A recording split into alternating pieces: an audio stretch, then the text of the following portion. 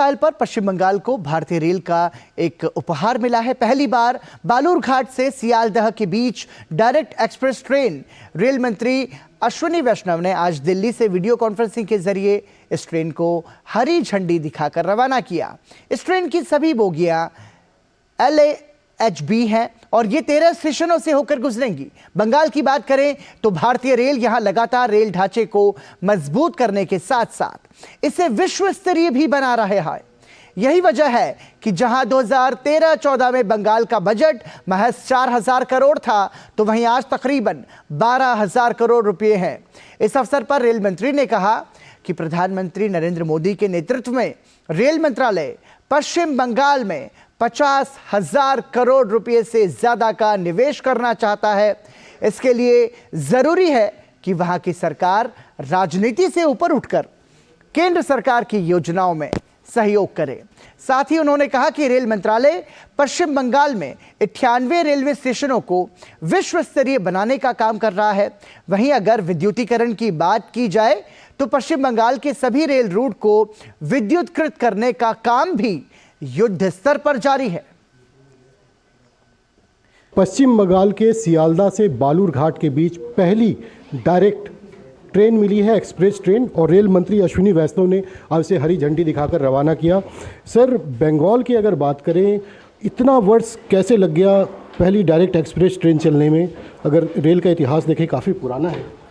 देखिए, बंगाल में अगर आप देखें, रेलवे के डेवलपमेंट के लिए जितना काम मोदी जी ने किया है, उतना उससे पहले केवल एक प्रोमिसेस और फाउंडेशन स्टोन और केवल एक सपने दिखाने वाला चलता था। 2009 से 2014 अगर वाला पीरियड देखें, उस पीरियड में बंगाल को एवरेज आउटले होता था 4,380 करोड़। इतना बड़ा राज्य, उसके लिए 4,380 करोड़ होता था केवल। मोदी जी ने आके उसको कई गुना बढ़ाया और आज मोदी जी बंगाल को 11,970 करोड़ रुपीस देते हैं। ये मोदी की गारंटी है कि भारत एक विकसित राष्ट्र बने और बंगाल विकसित राज्य बने। उसके लिए ज़रूरी है कि दोनों के दोनों राज्य सरकार और केंद्र सरकार मिल के प्रयास करें, और इसी के लिए ज़रूरी है कि राज्य सरकार का सहयोग रहे। आज 61 प्रोजेक्ट्स ऐसे हैं जो हेल्ड अप है वेस्ट बंगाल गवर्नमेंट के सहयोग की कमी के कारण। फंडिंग सफिशिएंट दिया है मोदी जी ने, लेकिन अगर राज्य सरकार का सहयोग नहीं मिलेगा तो प्रोजेक्ट्स कैसे होंगे?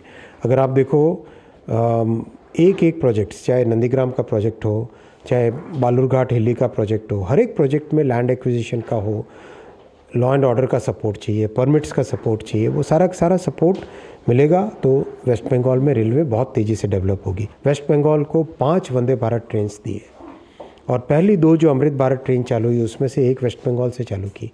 सर, किस तरह की अड़चन आ रही है? अगर बंगाल की बात करें, वर्ल्ड क्लास इंफ्रास्ट्रक्चर की बात हो या फिर इन्वेस्टमेंट की बात हो, क्या प्रॉब्लम कहाँ आ रही है? देखिए, रेलवे करीब 50,915 करोड़ का इन्वेस्टमेंट करना चाहता है वेस्ट बंगाल में, लेकिन उस इन्वेस्टमेंट के लिए प्राइमरी रिक्वायरमेंट है लैंड एक्विजिशन में हेल्प चाहिए, लॉ एंड ऑर्डर में हेल्प चाहिए और परमिट्स में हेल्प चाहिए। सर, अगर कुछ बड़े प्रोजेक्ट की बात करें जो रेल मंत्रालय बंगाल में करने जा रहा है, वो कौन से प्रोजेक्ट होते हैं? बहुत सारे प्रोजेक्ट्स हैं, मैं आपके साथ पूरी डिटेल शेयर कर सकता हूँ। जैसे कोलकाता मेट्रो है, तो कोलकाता मेट्रो में आप देखो, जो पिछले 40 साल में काम नहीं हुआ, उससे ज़्यादा काम पिछले 9.5 साल में हुआ। 40 साल में 27 किलोमीटर बनी और 9.5 वर्षों में करीब 27 किलोमीटर के आसपास मेट्रो बनी है। धन्यवाद। दूरदर्शन से बातचीत के लिए बहुत बहुत धन्यवाद सर। कैमरामैन सैंथिल के साथ अभिषेक सिंह, DD न्यूज़।